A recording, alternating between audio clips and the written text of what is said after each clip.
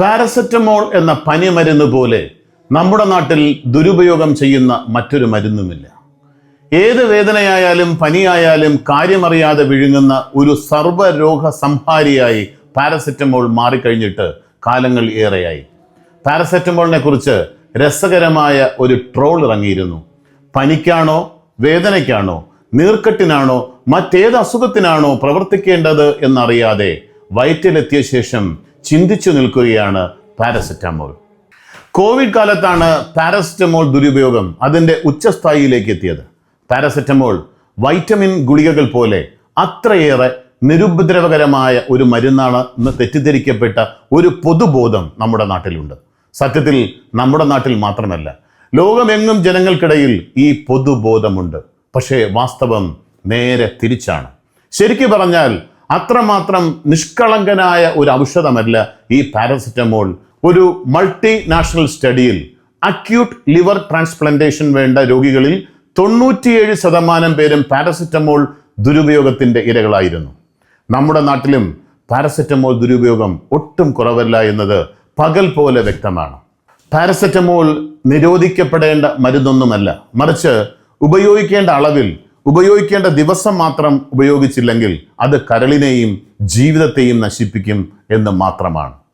ലോകമെമ്പാടും ഏറ്റവും കൂടുതൽ ഉപയോഗിക്കുന്ന വേദന സംഹാരിയായ മരുന്നുകളിൽ ഒന്നാണ് പാരസെറ്റമോൾ.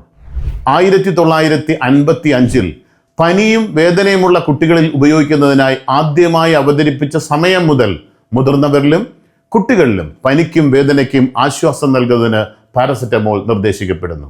WHO അത്യന്താപേക്ഷിതമായ മരുന്നുകളുടെ പട്ടികയിൽ വളരെ പ്രധാനപ്പെട്ട ഒന്നാണ് പാരസെറ്റമോൾ.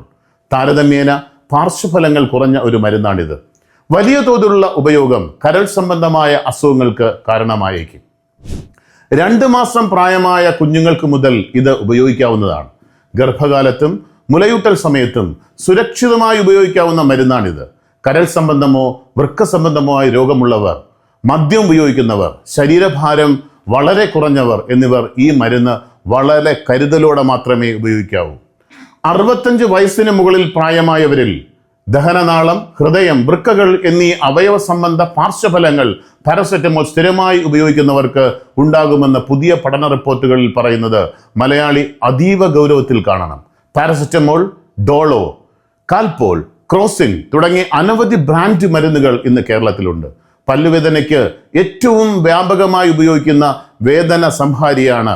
പല്ലുവേദന കാരണം 24 മണിക്കൂറിനുള്ളിൽ 32 ഗ്രാം പാരസെറ്റമോൾ കഴിച്ചതിനാൽ 56 വയസ്സുള്ള ഒരാളെ ജനറൽ എമർജൻസി ഡിപ്പാർട്ട്മെന്റിലേക്ക് റെഫർ ചെയ്തു.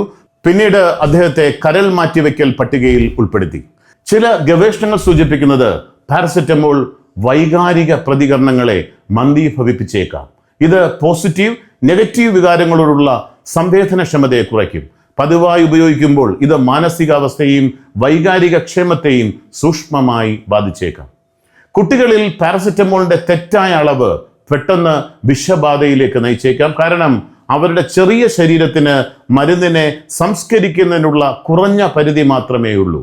ഗർഭകാലത്ത് പാരസെറ്റമോൾ സുരക്ഷിതമാണെന്ന് പൊതുവെ കണക്കാക്കപ്പെടുന്നുണ്ടെങ്കിലും ദീർഘനാൾ അല്ലെങ്കിൽ അമിതമായി ഉപയോഗിക്കുന്നത് അപകട സാധ്യത വിളിച്ചു വരുത്തും. പാരസെറ്റമോൾ ശരിയായി ഉപയോഗിക്കുമ്പോൾ വിലപ്പെട്ട ഒരു മരുന്നാണ്. പക്ഷേ ദുരുപയോഗം ആരോഗ്യത്തിന് ഹാനികരമാണ്. ഡോക്ടറിന്റെ കുറിപ്പടിയില്ലാതെ ആവശ്യാനുസരണം മരുന്നുകൾ വാരിക്കോരി നൽകുന്ന നമ്മുടെ മെഡിക്കൽ സ്റ്റോറുകളെ നിയന്ത്രിക്കേണ്ട കാലം അതിക്രമിച്ചു. അതുപയോഗിക്കുന്ന രോഗികളും അറിയുന്നില്ല നിങ്ങളുടെ ആന്തരിക അവയവങ്ങൾ ഓരോന്ന് തകർന്നുകൊണ്ടിരിക്കുകയാണ്. ഒരു വിദഗ്ധ ഡോക്ടറുടെ ഉപദേശപ്രകാരം മാത്രം മരുന്നുകൾ കഴിക്കുന്നത് ശീലമാക്കൂ.